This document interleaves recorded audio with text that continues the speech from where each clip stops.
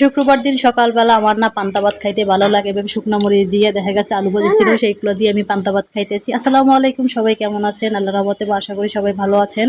আমরাও মোটামুটি ভালো আছি। তো শুক্রবার দিন দেখা গেছে আমি এরকম পান্তা ভাত খাইতেছি, আমার অনেক ভালো লাগে। তারপর দেখা গেছে পান্তা ভাতটা খেয়ে আমি কাজবাজ শুরু করব। তো এইখানে দেখা গেছে আজকে পোলাও রান্না করবো। পোলাও রান্না করার জন্য সব চাল টাল নিয়ে এনেছে। দেখা গেছে আমার শাশুড়ি উনি আবার পোলাও রান্নাটা ভালো জানে, এই জন্য উনি বসাচ্ছে। তো আমি দেখা গেছে এখান থেকে অন্য কাজগুলো করব। তো এই তো পোলাওটা বসাই দিতে আছে।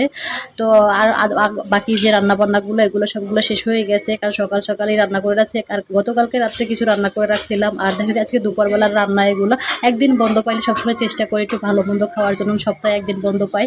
আর বাকি সপ্তাহগুলো দেখা গেছে কোনো রকম করে চালাই। তো পোলাওর সাথে বেগুন ভাজাটা হইলে বেশি ভালো লাগে, আর বেগুন ভাজা না হইলে পোলাওর সাথে আমার ভালো লাগে না।